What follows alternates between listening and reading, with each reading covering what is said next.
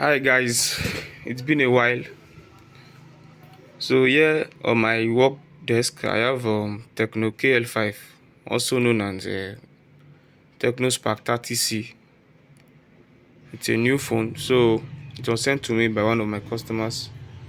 So the phone shut down due to water damage. So upon arrival, I detected that the phone was not communicating at all. It wasn't communicating with CM2. That is, here's my CM2. As you can see, it is opened. Okay. It wasn't communicating with CM2 dongle to see if the preloader is working. So initially I thought it was a short. So I removed this shield from the power section. So I removed this shield. I removed this shield from the power section. So from the panel you see that here's the power section. This is the power IC, and this one close to it is the NAND. Is the NAND, which is the Emmc. Okay, is the NAND, which is the Emmc. So I checked for shorts around this part, which is the power IC. Around this section, I checked for shorts. So there was no short. So I run a diagnostic using the microscope. So I checked for shorts, so there was no short. So immediately I said, okay, let me check for if it will communicate with the system, as in if the preloader is okay. So I tried communicating it with CM2. It wasn't working at all. You get, it wasn't working at all.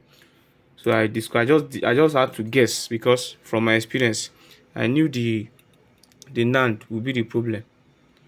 The NAND will be the problem. It means the NAND has failed, because there's a security. These model phones, once it has issues with the NAND, which is the MMC or the UFS, it won't communicate with system. That is, it will not communicate for flashing. If you want to flash the phone, it will not communicate. So let me still show you one example how I got to know that it's the NAND that has the issue. So I have two examples that I'm going to show you guys. Okay, so watch. So firstly, here's the battery. And I removed the connector, which is the FPC connector. This is the FPC connector of the battery. I removed it. Now the reason why I removed it is that this battery is a new battery. This is BL5A BT. So the battery, this FPC is not among these ones that I have here. This FPC connector for this phone, for this motherboard, is not among. You get, it's not among. And if you want to power it directly using the positive and the negative, it will not work. If you solder it, like let's say you solder a jumper wire on the positive side of the board and you attach it to this alligator clip, it will not work. That is, not that it won't work, the reading will be giving you will be confusing. Okay, so I had to just remove the connector from this battery to see what's actually going on. So here is it. So here is the FPC connector. So I'm going to show you guys what went wrong. So after connecting it to the motherboard, so let's power it and see, so that you know I'm actually saying the truth, that is the memory IC that shut down. So from the screen, just look at it now. I'll try to power it on now. So let me breach it and you see. So it's on my this what is it called now? My DC supply is at 4 volts. 4 volts and 3 amps. So let's power it. You can see now it's on. You can see I've removed my picker. You can see it's stuck at 0.085 amps, which is, that is 85 milliamps. Okay, that is, it's stuck at 85 milliamps. So it's stuck. It means the phone is trying to boot up, but it's not picking. You can see it's fluctuating. Sometimes it will go to 116, 0.116, or sometimes it will be stuck at 85. It's stuck at 85 currently. Okay, so with this value you are seeing, since it's stuck at any value, if it's stuck at any value, most especially around 0.085 or 0. You can see it's fluctuating now. You can see it will fluctuate. It's trying to detect the memory IC, but it's not working. So automatically from my experience, I know the NAND is the issue, and the only solution to this phone now is we have to remove this NAND and reprogram it using EasyJTag bus or UFI bus. So that is the first one to detect now. First way to detect if the NAND has issues. Okay, now let's disconnect. Now again, the second one for you to detect for you to detect that is the NAND. Now let's connect it to the frame. Let's fix it back to the frame. Now I've socket the FPC of the screen to the motherboard. Now let me connect it to it. Okay,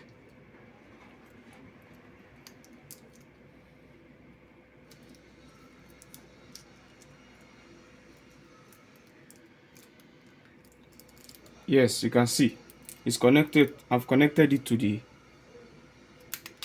I've connected it. You can see I've connected it to the board now.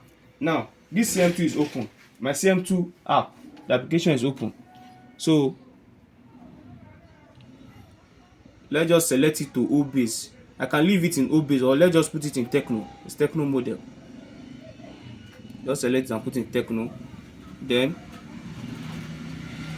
even without just putting it in Tecno, let's just see if it will identify. Okay. So let's just see if it will identify. So I've set my DA to Tecno. This is Tecno model. Now let's just select it to the first DA. Okay, this is the first DA. Now let's see if it will identify this phone, which is it will identify this motherboard. Identify device. As you all know, it uses type C cable. So it's loading now. Waiting for device. It's saying waiting for device. So I've inserted the cable. You can see. Even without battery, it is supposed to communicate. Even without battery, it is supposed to communicate that a phone has been plugged in. It's supposed to detect. But it's still saying waiting for device. If you unplug and I plug again, it's still saying waiting for device. So automatically you will know that now you will know that it's the NAND that has issues. So I will remove this NAND. So I will need to remove this NAND. From this board. I will desolder this NAND from this board. Now one thing is, again, immediately like this, if I remove this NAND from this motherboard, now when I remove this NAND from this motherboard, if I remove the NAND, now remember you will be left with only the CPU. Here is the CPU now. This one is the CPU. Here is the BGA 200. This is the RAM. This is the CPU. So you'll be left with this CPU and the RAM at the other side of the board. So immediately, if I remove this NAND, this Emmc, you will see that it will detect. Without the Emmc, if I pull it from the board, it will detect. So I will also show that. Okay, so watch and see how I would fix this phone by reprogramming the Emmc chip.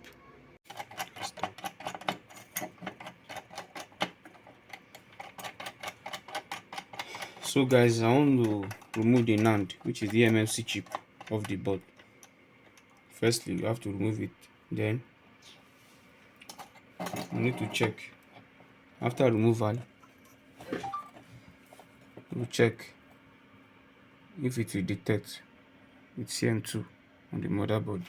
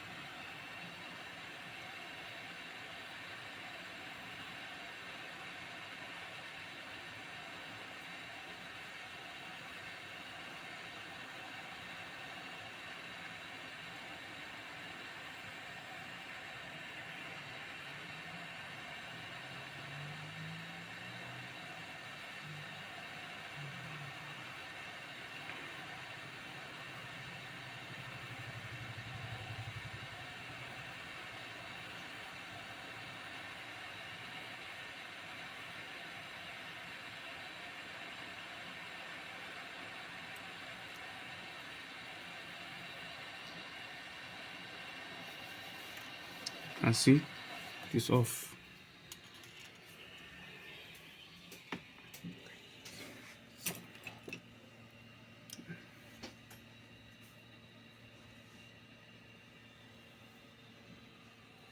So I've removed the chip successfully. Okay. So let me clean the board.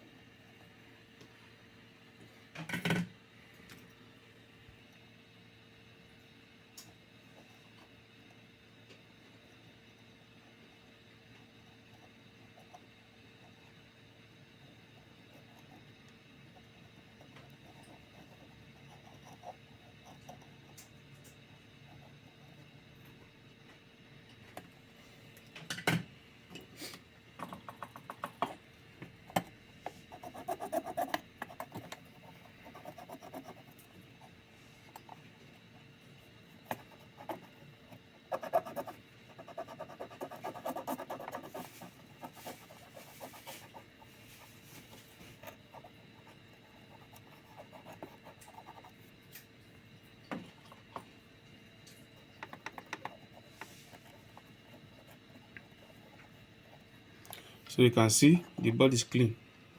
It's completely clean, which is the pads. I've cleaned the pads. I've cleaned it. So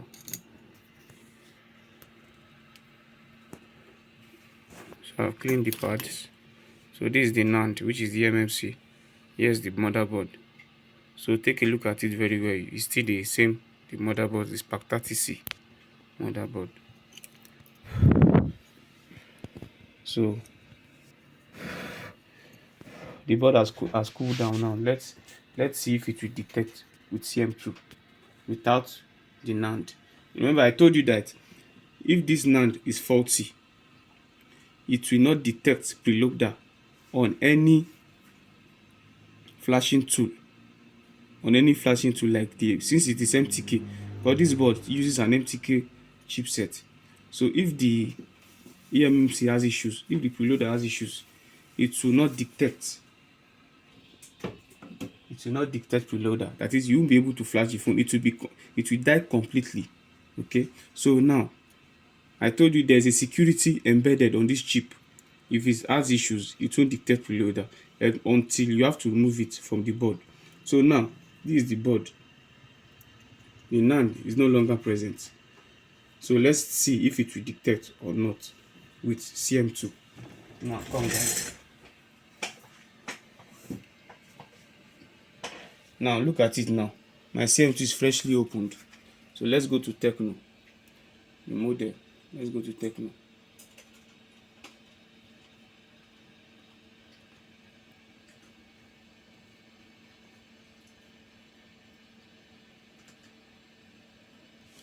So it's on Tecno now. So the first DA. This is the first DA. So I want to see if it will detect. As I said earlier. So let me fix the screen. Now you can see the screen connector is fixed properly. So here's my Type-C cable. So I will insert the Type-C cable now. Now let's identify device.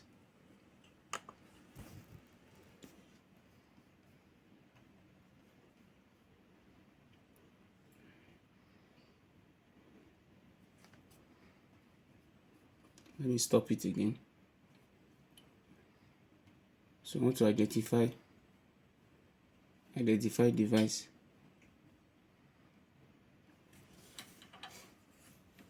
So here's the phone.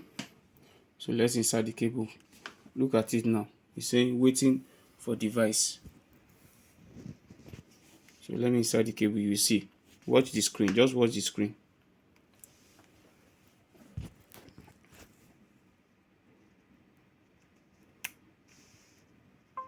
You can see now, immediately I inserted it, it detects.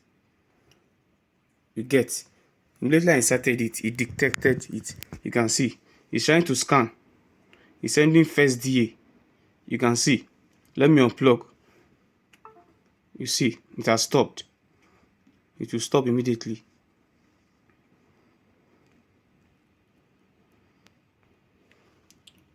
Look at it, it wrote preloader level correct, correct DA required. It said connection fault. It's as a result of me unplugging it from the phone. That's how it should. So let me still show you guys to verify that what I told you is true. Now look at it again. The NAND is not present, which is the Emmc is not present.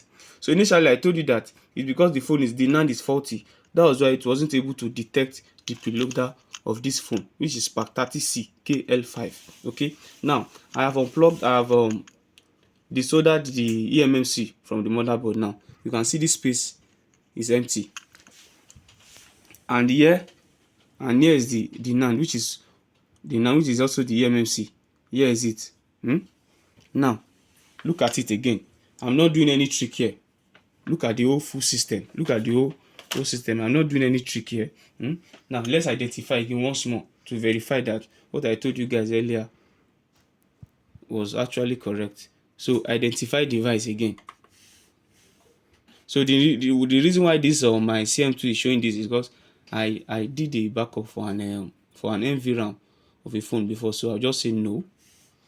So now look at it again. You can see it's loading. Waiting for device. Okay. Look at it. There's no phone connected anywhere to verify that it's actually true. Look at it, and yes, it's still the same Spark 30C. Waiting for device. Now immediately I insert it now, you will see. You can see now. You can see it has already detected it. Okay, so now this is an evidence that this panel, this motherboard now is okay. Everything is working fine. All the voltages, everything is correct.